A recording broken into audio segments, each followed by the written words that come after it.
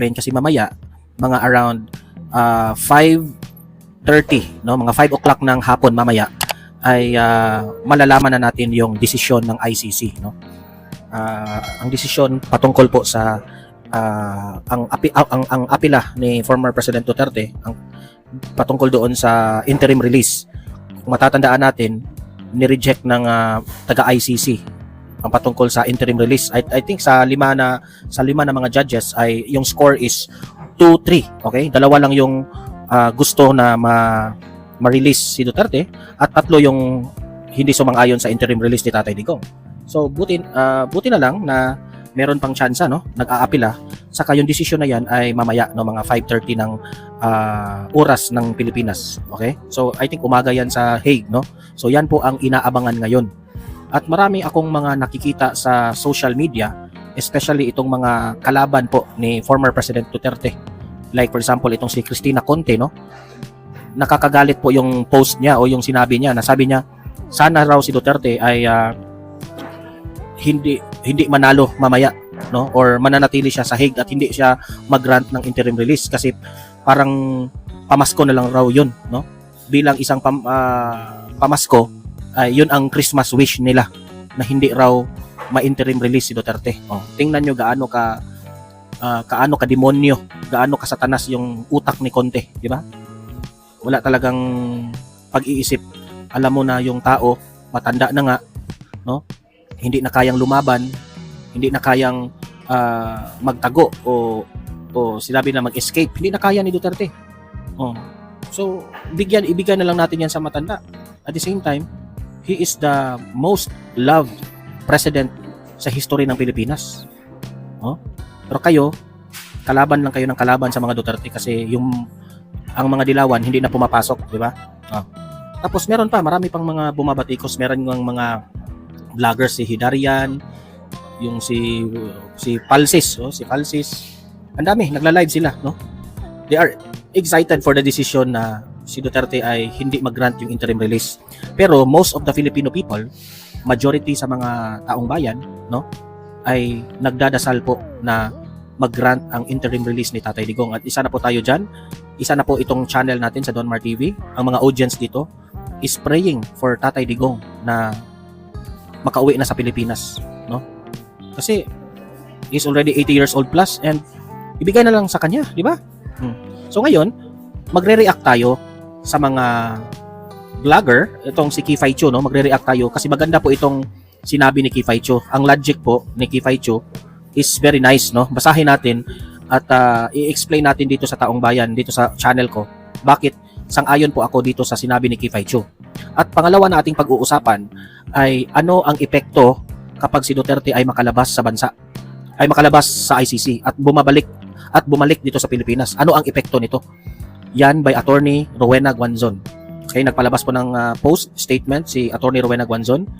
Analysis niya, bakit ayaw ng administrasyon na mabalik si Duterte dito sa Pilipinas at ano ang epekto nito kapag makabalik siya sa Pilipinas. Okay? So yun po ang topic natin ngayon. Help me po muna na i-like at saka i-share itong video na ito ha para kakalat ito sa taong bayan. Okay? Mahalaga like and share. Okay, ready? Sabay-sabay mo tayong mag-like and share.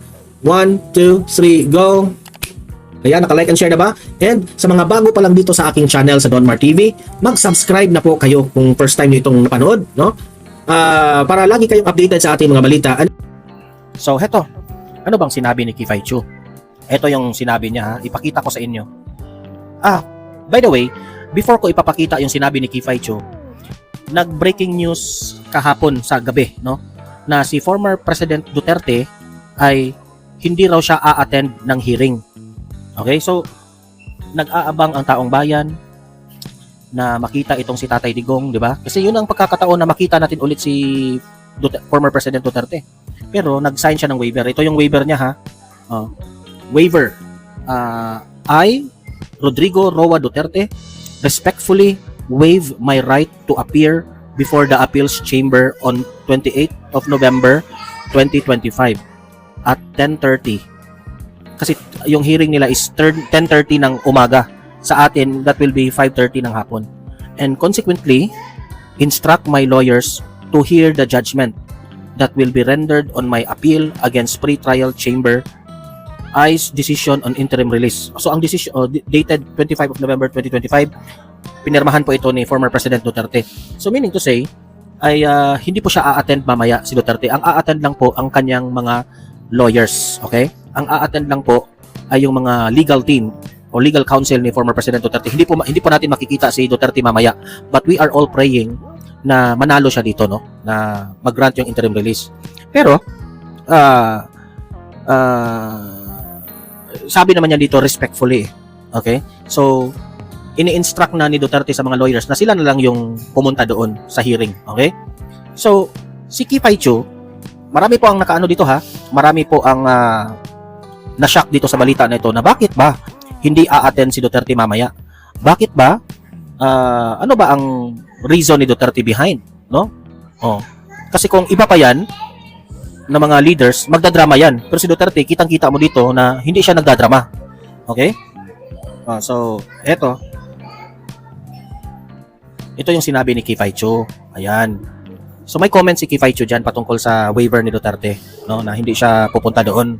So, ang sabi, PRRD is so undramatic. No? So, hindi raw nagdadrama si Duterte. He just signed a waiver and has forgone the chance to appear in person, physical, or even on camera, virtual, as the decision on his interim release is read. So, di ba? So, kung sa iba pa yung mga leader, talagang pupunta doon sa hearing ni Duterte, di ba? Kasi magpapakita doon, nakawawa siya, payat na siya, di ba? Chance na yun eh. Chance na yun na mapakita ni Duterte na maawa ang taong bayan sa kanya in this evil government, di ba? Ito pa. If it were me na pumayat ang mukhang kawawa, I will appear and show my fellow Filipinos, di ba? Kung sa iba pa yan, i-take advantage yung pumayat siya, kawawa tingnan, di ba? Para maawa ba? Pero hindi yan ginawa ni Tatay Digong. I will appear and show my fellow Filipinos how I look frail and emaciated to further prove the point how evil this government is. Imagine if the world sees, imagine kung makakita ang buong mundo kung ano itsura niya dahil pinakulong ni BBM and Martin Romualdez dahil sa insecurity nila sa kanya. How they gave up a Filipino and our sovereignty for politics to do away with someone who spoke up on budget insertions. Di ba? Si Duterte lamang po ang nag-expose ng corruption bago pumutok yung flood control na yan, di ba? Sabi natin, tama talaga si Tatay Digong eh. How an 80-year-old man, the most loved and with highest approval rating upon exit, looks after he did his best for his country to be succeeded by the most corrupt government ever. Yan ang sabi ni Kifay Chu. May kasunod pa ito eh. Yan. Kung ibang leaders na, dito na po tayo ha, sa second page. Kung ibang leaders pa yan, naka-wheelchair na yan. Actually, kung ako yan, mag-appear talaga ako para makita ninyo ang kasamaan ng gobyernong ito. Di ba? Kung ibang leader pa yan, nagpapakita na. O na kawawa, nagwi-wheelchair. Di ba? Para kaawaan.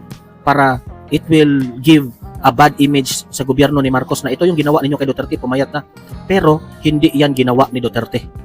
Ika nga, sabi ni Kifay Chu, PRRD is so undramatic. Walang drama-drama siya. Duterte already accepted the consequence kung ito man ay manalo siya o hindi siya manalo mamaya. Hindi natin alam what is the reason behind bakit ayaw niyang pumunta sa hearing mamaya, di ba? With the way his children describe his physical state, di ba? Maalala natin ang sabi ni Nakiti Duterte, VP Sarap, na talagang payat na, no? Halos makita na nga yung mga bones. I know there are those who are still loyal to him that will feel anger, maybe even a stab of conscience, maybe even light the fire.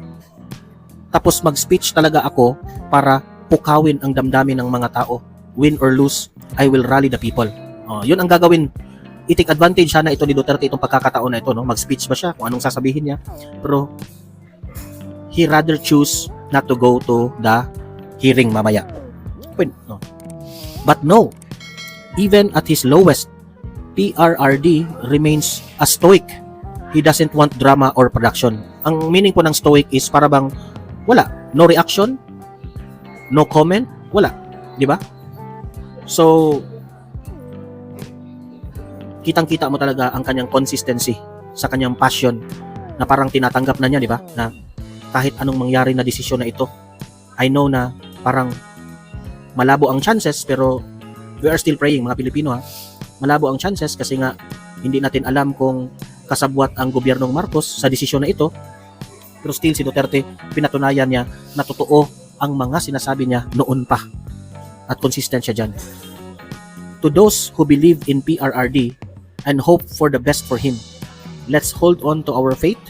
May God punish the unworthy and may He deliver the good from evil. So ngayon, ay alam naman natin na nakaabang yung taong bayan sa kanya, kung ano nang hitsura niya, kung ano ang magiging desisyon mamaya, ngayong mga 5 o'clock. Pero let us understand bakit rin na hindi siya pumunta. Baka siguro ayaw niyang kaawaan siya, no? Para sa akin, no, ang hindi pagpunta mamaya ni former President Duterte sa hearing, that is a sign of strong leader. Oh, totoo. Para sa akin, ha, that is a sign of a strong leader. Kasi hindi niya ginamit ang pagkakataon na ito na maawa ang taong bayan sa kanya. Oh, di ba?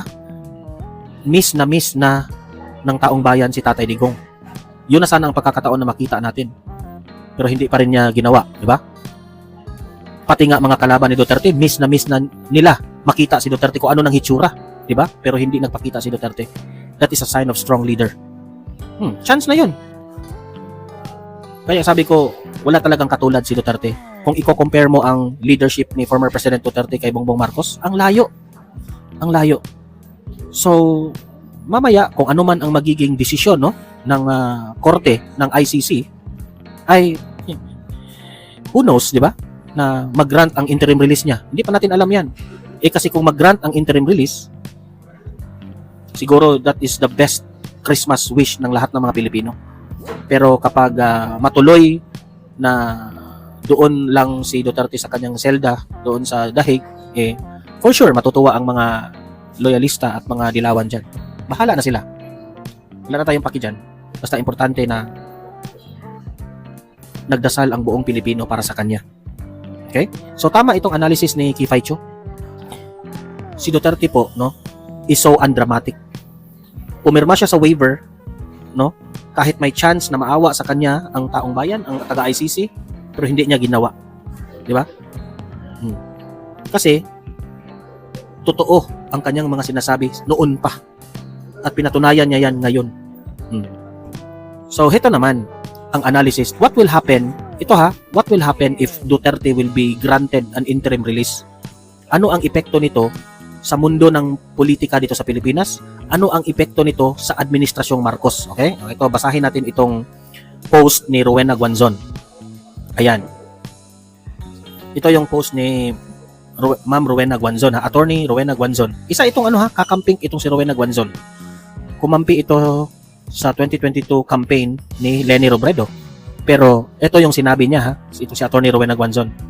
Kahit anong sabihin ng administrasyon, menos puntos sa kanila ang pagpapakulong kay Digong. Di ba? Tama naman.